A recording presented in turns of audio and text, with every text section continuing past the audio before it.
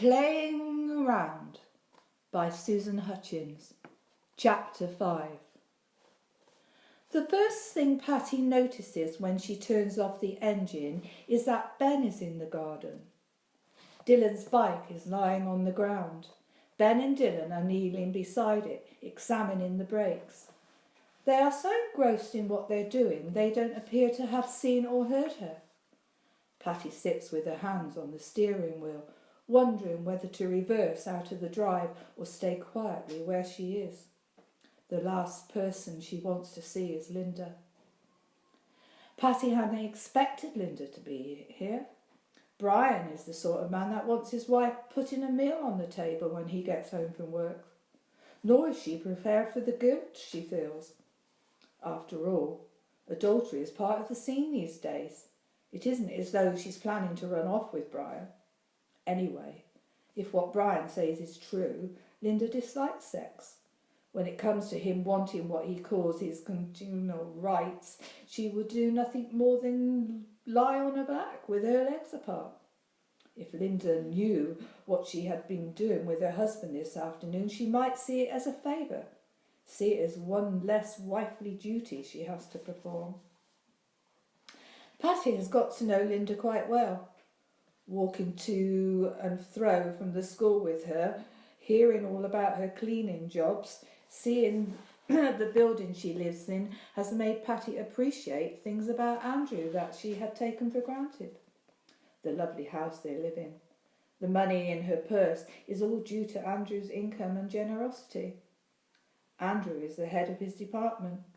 The status that gives her means she can hold her head high when she talks about her husband.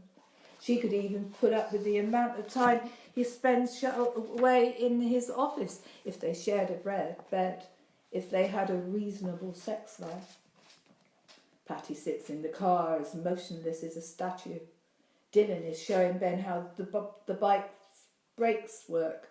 Both boys get up from the ground. Then Dylan bends over and pulls the bike into a standing position, holds it still as Ben grips the handlebars and climbs onto it. Ben puts his foot on the pedal and presses down. Dylan lets go and Pattie watches Ben make a shaky journey across the garden. A movement catches Pattie's eye and she looks from Ben to the kitchen window. Linda is putting her head through the open sash. She calls Ben's name and disappears back into the room. Pattie looks at Ben. He has almost reached the wall. Dylan is running behind him. A flutter of yellow takes Pattie back to Linda. She is in the garden, her bright yellow dress ablaze against the wilting foliage as she hurries towards the boys. They stop what they are doing to look up and listen to what she is saying. Pattie hopes that she will escape being seen by Linda, crumbles when Linda's eyes meet hers. Linda gives a wave and starts to walk towards the drive. Pattie puts on a smile, opens the door and gets out of the car. I'm trying to prise Ben away from the bike, says Linda.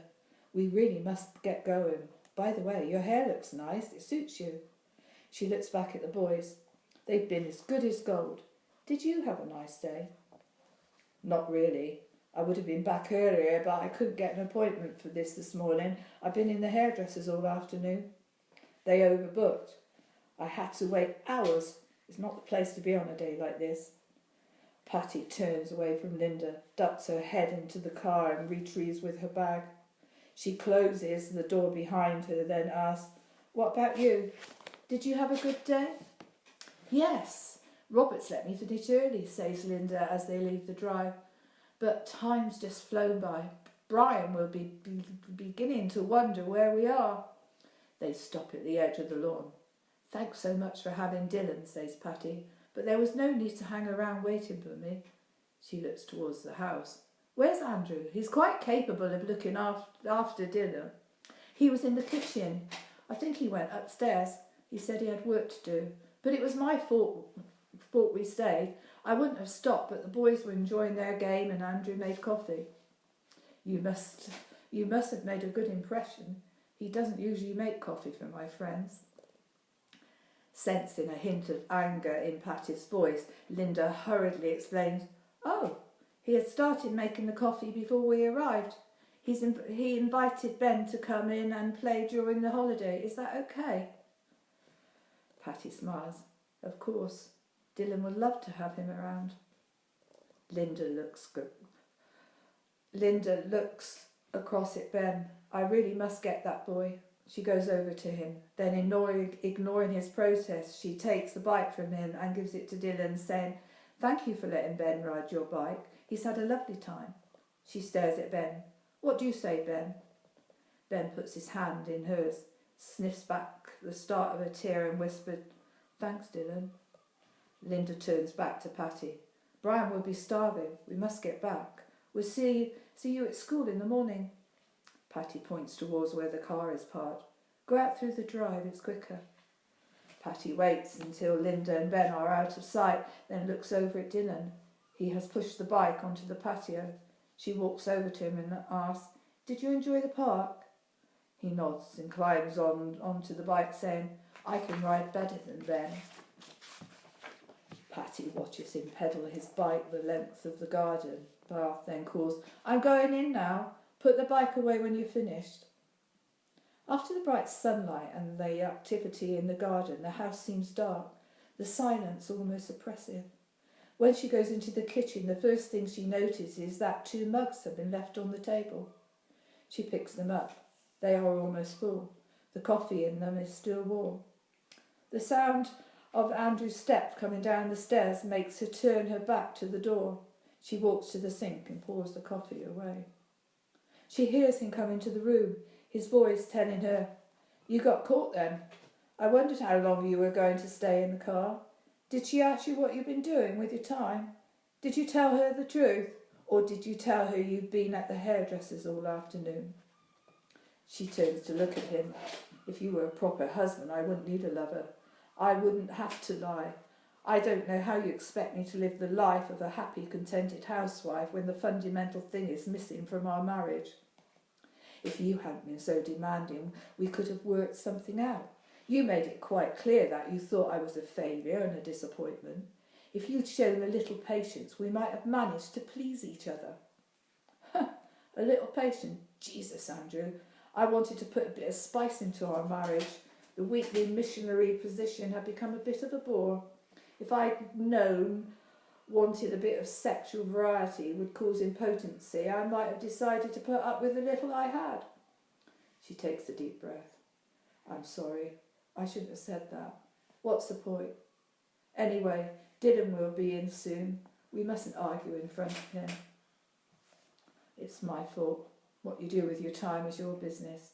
It's just I felt sorry for her. She's the innocent in all this.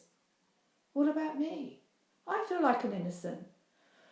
When I married you, I never thought I'd have to look for someone to take over what you should be doing. I've told you.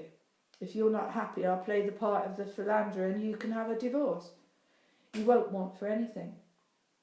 What about Dylan? We have to think of him. He needs a home with 2 parents. I don't want him to have a part-time father.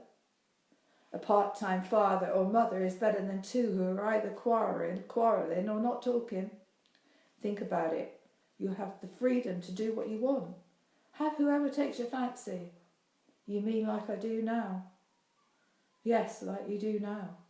Andrew takes a deep breath and says, It was seeing her at the door. I felt I was colluding with you.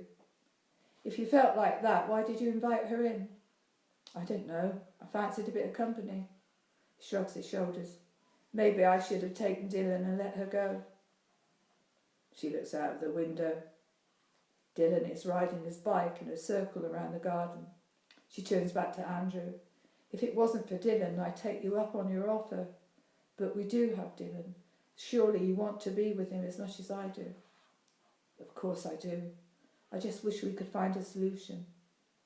Pattie leaves the window and sits at the table. What do you think of Linda? She seems nice enough. Do you find her attractive? Yes, very. Why do you ask? What are you getting at? I thought someone like Linda, someone not worldly and innocent, as you call her, might be able to help you over this mental block, which is what it is, Andrew. You've told yourself so often you can't get an erection. Your clock believes it. Andrew takes a deep breath and goes to the door. Don't walk away, please. Sit down and listen to what I have to say. Dylan will be in soon. He stops at the door, stands looking at her. I can hear what you have to say from here. Brian's interested in wife swapping. We both think, what about Linda? What does she think? Listen to me. My bet is that if the right man was put in front of her, she'd... Has Brian discussed it with her? I don't know. I do know he wants to wife swap. I've become quite friendly with Linda. I'm sure with a little encouragement, with the right sort of man, someone considerate, she won't say no. What makes you think she'll like me? She will. Take Dylan to school in the morning. Linda will be there. Get to know her. While you're with Linda, I'll catch Brian. I know roughly enough what time he leaves for work. I want to get him to go to the school play. When the play finishes, I want him and Linda to come here for drinks. We'll put the boys in front of the television. We grown-ups can get comfortable in the lounge. We'll see what happens. There'll be no pressure. You said you find Linda attractive. If she feels the same about you, well, who knows what might happen. They hear Dylan in the hallway. Pattie stops speaking. Andrew steps aside as Dylan bursts into the room saying, I've put my bike away. I'm starving. I thought you had something to eat in the park, says Pattie. That was ages ago.